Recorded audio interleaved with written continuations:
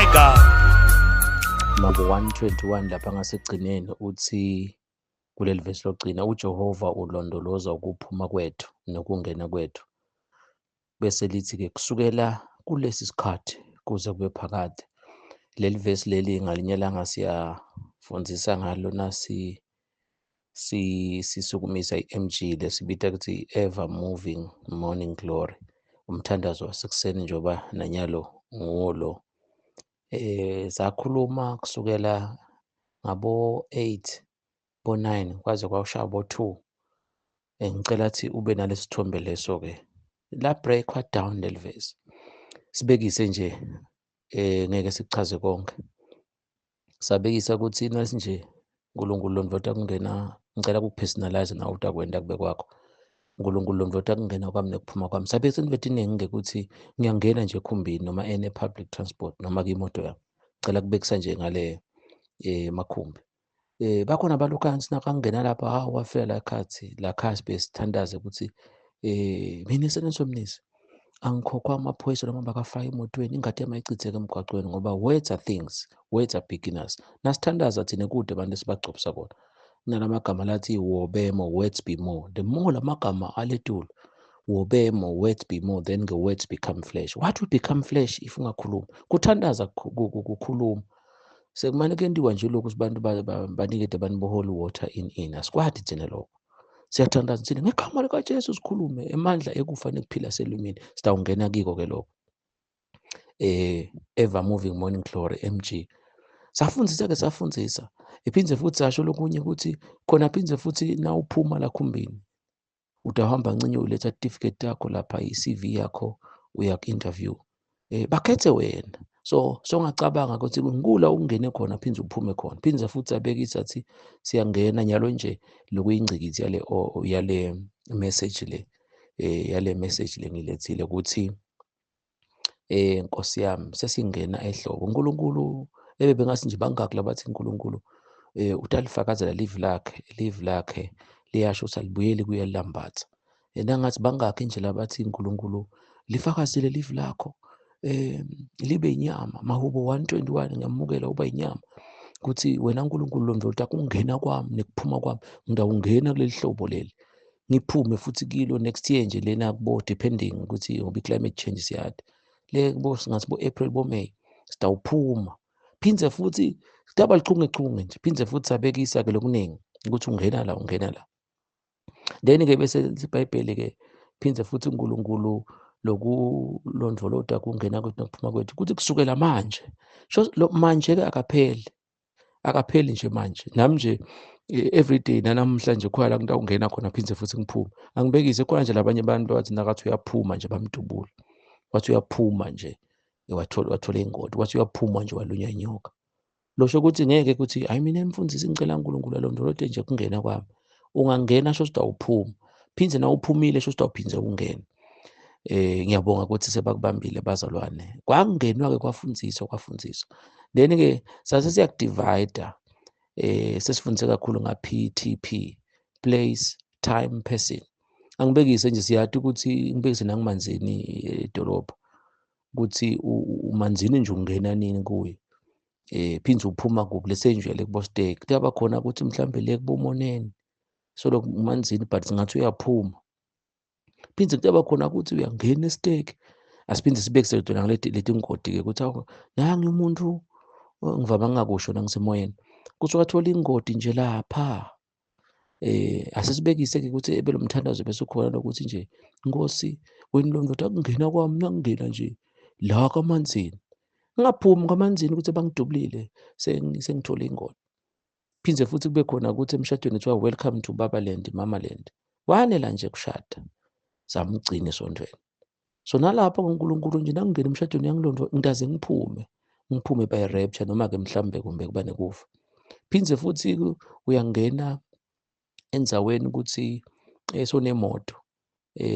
Uma khona welcome to Babaland shothi khona na Carland na Moneyland. Kuthi sohola imali phela sohola tinsamba. Nalapho uNkulunkulu nakwendeka nje ungena ebhizinisini yakho yakhicita. Then nakhona kulondloda. So uyakubona-ke ukuthi ngilokunye lokhu lesikufundisako bese-ke ukhanze ukuthi labazane ngifike ku-on-air prayer bo. Hey, ngoba lakithi is all about word. Ba-break it down nje mahubo 121.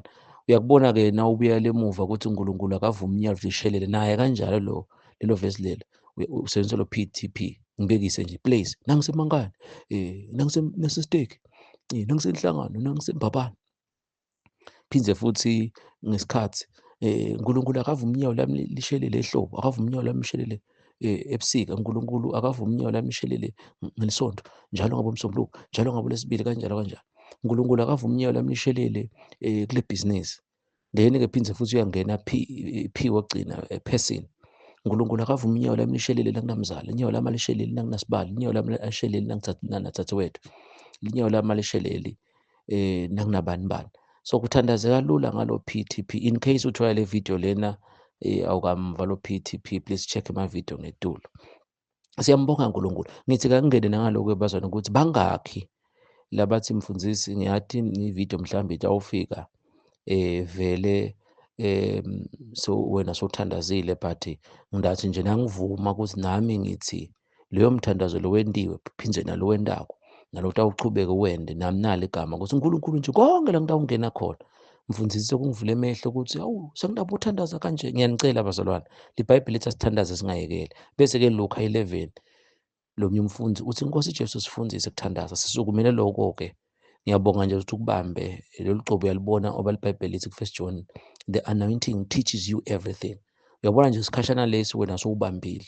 So ngiyacela ukuthi nawe ushereshele labanye. So ngicela uthayiphe lapha phansi lapha ubhale usebenzise isiswati nje, ngicela ubhale uthi uNkulunkulu londoloza ukungena kwami nekuphuma kwami kusukela manje kuze kube phakade. So ngicela kugcina ngalokuthi-ke la magama lathi kusukela manje kuze kube phakade, shothi unamanje wakho. Nyalo nje lokungikhuluma kulamanye amave siyathi ikhathi iyashiyana. Lokhu ngikhuluma nje khona lo ufikelwa ngumanje wakhe. Futhi ungabala into letiningi noma ngabe kuyenteka khona lo waze wadla kudla wahisha wayesibhedlela. Lo munye wathi uyangena wathi uyageza kwabanjani njani noma ungena emthoyi. Khona nje lo wakhuluma I think 2 years back wathi nakafika awu sebusika mfundisi ngikhanza kunenyoka. Njani inyoka futhi emthoyi lokuflashwa baphela umthoyi lesibaweni makiligomo bendela ukuthi kungade ongena inyoka intshuze lapha ephini. So kuyimpossible ukuthi ungakhanza inyoka usuvula isithi ncesini noba labanye bese bathuka. Wakhanza inyoka la. So lokhu ungena nje lamthoyi noma kulo mthoyi lona nyalo nje Nkosi yami kutawungena ihlobo, please nawe emthoyi uphathe ukukhanyisa ngoba hey siyathi ama-pit vele funa sabele ekhashana nendlela futhi ihesho leya lena kucendwe nala khasi nawufika kukhanyise. Phindze ubuke nabe lo mthoyi sogcwele, phindze ubuke khona la ngoba wakhanze ihleti la. Awu Nkosi yami angingakhuluma labanye sebathuka khona lokho ngikhuluma. So uyabona ukuthi mfundisi noma ungena emthoyi yebo. Lokhu nje sicela abazali babe creative. Utawubona kuthandaza kwakho kutaba ngama-hour ukuthi oh uNkulunkulu noma wena Nkosi live lakho lithi ulondoloza kungena kwami nekuphuma kwami. So ngiyacabanga ukuthi ngalo zitha bathandaza bathi ngicela abazwane-ke basijoyine nawe usendele lo munye leyo video naye angene athandaze. So ngicela ubhaleke la magama lapha esibili ukuthi uba unemndeni wena unomkakho nebantwana unendvodza yakho nebantwana netihlobo nami nje tonke ihlobo tami. Ngicela phindze ubhale amagama esibili atawubusisa bonke naba lofuna ukuthi ku-2025 ungabangcwabi kungafunzi obituary yabo. Naba lofuna sibasebenze ngicala ngesencele lokho. Naba lofuna sibapromote, naba lofuna sibabe nebhizinisi. Bese ngesekudla yena ngikuthanza kakhulu. Naba lofuna sibasinziswe, naba lofuna sibabhabhatizwe ngamandla moyingcwele, naba lofuna sibagcwaliswe ngamandla moyingcwele, naba lofuna ukuthi babe sibusiso, naba lofuna ukuthi kuvuke kudlalive, kuvuke appetite yokuthandaza, naba lofuna ukuthi kuphele kudla kakhulu. Lelezi ukuhambela lamakhaya nje Nkosi yami kuhamba nama-TV ngoba lamakhaya nasifika sibe sicele ukuthi Nkosi yami sicela kuzilwe. Nazi nje labanye basiphakela kudla sikuthathe sithi naleli khaya lesiya kilo sicela ukuthi sifike sizilile kilo. So-ke siyambonga uNkulunkulu ukuthi vele silethe imvuselelo ngingasithi per se Nkosi yami that's nje in brackets sekuthi uNkulunkulu usebenzisa le teacher letingithi. So naba lofuna ukuthi nje uNkulunkulu avuse livi i-appetite yokulidla nekuthandaza nekuzila. IBhayibheli lithi singakuyekeli kuhlangana amaHebheru. Naba lofuna ukuthi nje kwasho ingoma wathi sikhuthale enkonzweni. Haleluya haleluya. Labo-ke bonke nje lobashambakanya noma naba bomakhelwane bakho. So ngicela kubhale uthi uNkulunkulu londvolota kuphuma kwabo nekungena kwabo kusukela manje kuze kube phakade. Ngicela umkhephethelayize lokwabo. Le statement osibhalile sokucala ngicela ubuyele ubhale ukuthi uNkulunkulu ulondota kuphuma kwami nokwami umcapitalize kanjalo kanjalo, then nalokwabo. Ngekubhala kanjalo-ke lapha phasi you just get connected. Bese-ke i-connection lenkulu lela nje ngayiniketa 10%, tishumi. Bese-ke i-connection lenkulu more than 90%. Ngicela athi i-video namba kwayiva kahle, phinze uyiphinze. Bese nawe usubhala ama-notes akho. Inombolo yami unayo, nabe ufuna kubuta lokunye ongesabi. Bese nawe uba creative nje, umkhumbule P_T_P ukuthi asengipite tonke tindzawo. Sesisho kaningi leti ndzawo ngileti geographical nje, bangihlale ngibekisa labo Stake, bonhlangano, boSpiki, boSimunye. Then-ke bese kuba netindzawo leti boBabaland, boManiland, ini. Netikhatsi-ke tikhona tikhatsi leti labo Lisontho, boMsombuluko, boMgcibelo, boNtwasahlobo, boHlobo. Bese kuba khona lesikhathi ukuthi ufikile isikhathi sokukhala, isikhathi sokuthokoda. Still noma ngabe kwenteka sothenga imoto, wathi uNkulunkulu, wena Nkulunkulu ndoda kungena kwami, noma ngabe ekhaya kunemingcwabo, kuthi uNkulunkulu sovumile ngifike nasikhathi nasi lesichazwa ngo-Ecclesiastes chapter number 3, uMshumayeli 3.